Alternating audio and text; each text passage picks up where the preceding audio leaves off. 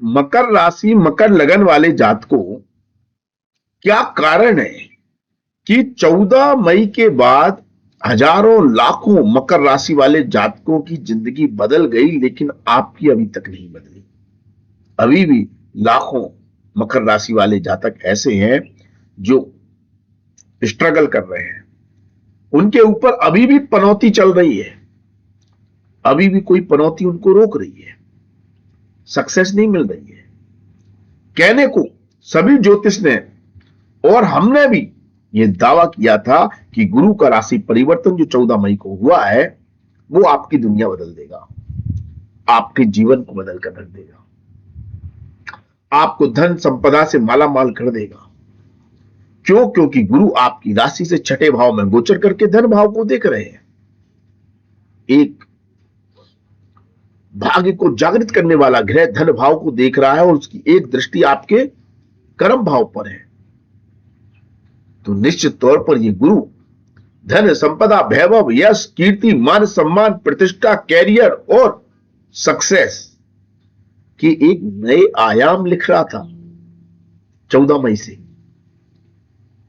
आज 2 महीने से ऊपर हो गए, इतना शुभ स्थिति बनाते हुए भी ना कैरियर ना कर्म क्षेत्र ना पैसे के मामले में यदि आपको अभी तक कोई शुभ फल नहीं मिले तो उसका कारण क्या है?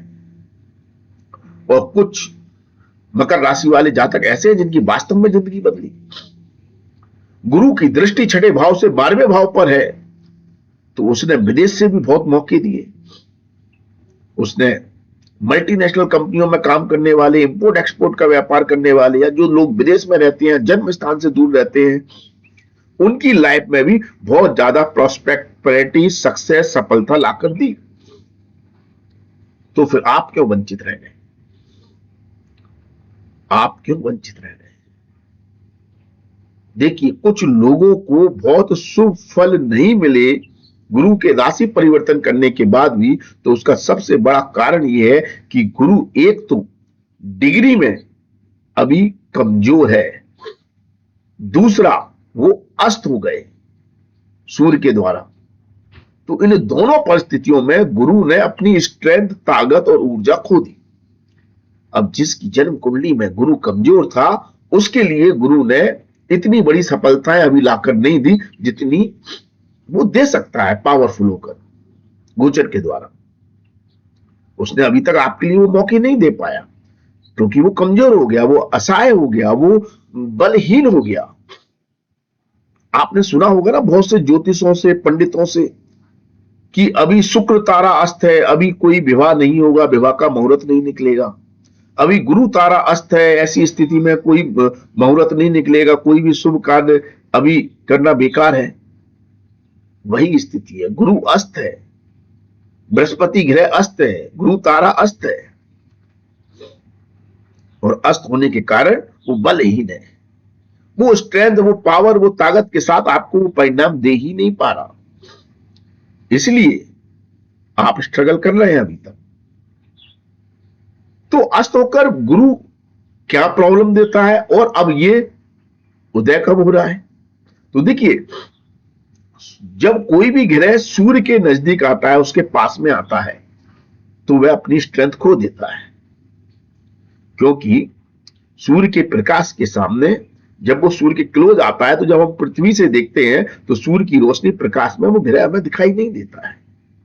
ये बिल्कुल ऐसे है जैसे आप किसी हेलोजन बल्ब की तरफ देखें तो देखते ही आपकी आंखें चकाचौंध हो जाती हैं और उसके हेलोजन बल्ब के पीछे या पास में कौन खड़ा है वो आपको दिखाई नहीं देता है।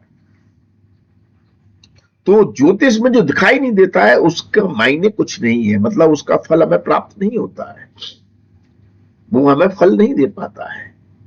वही स्थिति गुरु की बनी हुई है, सूर्य के नजदीक है, क्लोज है, अस्त है और ऐसी अवस्था में वो आपको वो शुभ फल दे नहीं पा रहे, जिसका दावा दूसरे ज्योतिष और हमने भी किया। लेकिन गुरु ये जो शुभ स्थिति आपके लिए बनाए हुए हैं, ये तो 1 साल के लिए बनाए हैं। 14 मई 2025 से लेकर मई 2026 तक बनाए हुए हैं, लेकिन अस्त तो वो अभी कुछ समय के लिए हुए हैं और 8 जुलाई को उदित हो रहे हैं कुछ दिन बाद। तो जैसे ही गुरु उदित होंगे कुछ दिन बाद, 8 जुलाई के बाद, जैसे जैसे उनकी डिग्री बढ़ेगी और जैसे जैसे सूर्य से उनकी दूरियां बढ़ेंगी, गुरु पावर और स्ट्रेंथ प्राप्त करने लगेंगे, गुरु मजबूत होने लगेंगे। और जैसे ही गुरु मजबूत होंगे, निश्चित तौर पर जो भविष्यवाणी दूसरे ज्योतिषों ने और हमने की है, उनका फल उन लोगों को भी मिलेगा जिनको अभी तक नहीं मिला है। ये गुरु आपको धन देगा, व्यापार देगा, मान सम्मान देगा, कैरियर में तरक्की देगा, नई जॉब के अवसर बनाएगा। और जिन लोगों पे जॉब नहीं है उनको जॉब प्राप्त होगी, जो कोई कॉम्पिटिटिव एग्जाम दे रहे हैं, प्रतिस्पर्धा कर रहे हैं, उनको सक्सेस प्राप्त होगी। मतलब कोई भी व्यक्ति किसी भी वर्ग का, चाहे व्यापारी हो, चाहे नौकरी करता हो, चाहे स्त्री हो, चाहे पुरुष हो, चाहे हाउसवाइफ हो, चाहे वर्किंग वुमेन हो, चाहे बुजुर्ग व्यक्ति हो, चाहे किसान भाई हो, चाहे छात्र हो या कोई भी व्यक्ति हो, आपको आपके क्षेत्र में सफलता, सक्सेस देने की गारंटी गुरुदेव बता रहे हैं इस 1 साल के अंदर, मई 2026 से पहले। लेकिन ताकतवर होंगे तो ज्यादा सफलता के साथ रिजल्ट देंगे आपको, ये निश्चित है। सेविंग भी करवाएंगे, पैसा भी जुड़ेगा, बैंक बैलेंस भी बढ़ेगा, यश कीर्ति भी प्राप्त होगी। और इससे बड़ी बात क्या होती है, गुरु 5 चीजों के कारक ग्रह हैं। ये संतान के कारक ग्रह हैं, ये शादी के कारक ग्रह हैं, दाम्पत्य जीवन के कारक ग्रह हैं, पिता के कारक ग्रह हैं, भाग्य के कारक ग्रह हैं, ये आपके प्रोफेशन के कारक ग्रह हैं, आपकी सक्सेस प्रतिष्ठा के कारक ग्रह हैं, धन के कारक ग्रह हैं। अब आप सोचिए, ये कारक ग्रह जब पावरफुल होगा और अपने कारकत्व में वृद्धि करेगा, तब भी ये आपको हर तरफ से लाभ, सफलता, सक्सेस देने के योग बनाएगा, आपके जीवन को सफल बनाएगा, आपके जीवन की बाधाओं को काटेगा और आपकी तरक्की की हर रास्तों को प्रशस्त करेगा। और साथ में यदि आप जन्म स्थान से दूर रहते हैं तो फिर क्या कहने, विदेश में रहते हैं, जन्म स्थान से दूर रहते हैं, तो और भी शुभ फल ये गुरु आपको लाकर देगा। ये प्रॉमिस गुरु कर रहा है। अभी उसकी ताकत बढ़ने तो दो, फिर चमत्कार देखें आप।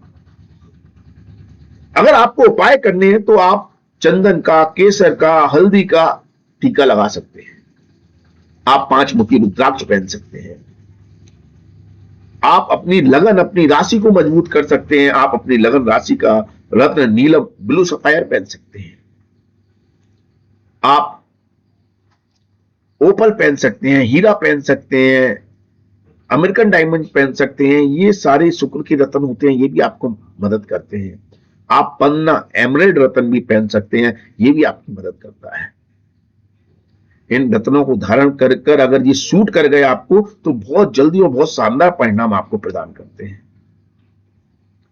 ये भी आप आजमा सकते हैं। यदि आपको कुंडली दिखवानी है तो नीचे दिए गए व्हाट्सएप नंबर पर हमसे संपर्क कर सकते हैं। इस पर हमको हमारी फीस की जानकारी मिल जाती है। आप फीस जमा करके अपॉइंटमेंट लेकर बात कर सकते हैं। डायरेक्ट हमारी वेबसाइट पर आप विजिट कर अपॉइंटमेंट बुक कर सकते हैं। आप हमें इंस्टाग्राम और फेसबुक पर भी फॉलो कर सकते हैं। अगर अभी तक आप हमें सुन रहे हैं तो हमारे वीडियो को लाइक, शेयर, कमेंट्स अवश्य कर दें और कमेंट में आप जय माता दी जरूर लिखें या अपने इष्ट देव का जयकारा लगाएं, जिससे हम जो भी शुभ भविष्यवाणी कर रहे हैं वो आपके ऊपर फलित हो, आपकी ईश्वर की, आपके इष्ट की कृपा से। बाकी मैं आरडी जैन आज के लिए आपसे विदा लेता हूं। धन्यवाद, थैंक यू, जय माता दी। माता रानी आप सभी का कल्याण करें। धन्यवाद।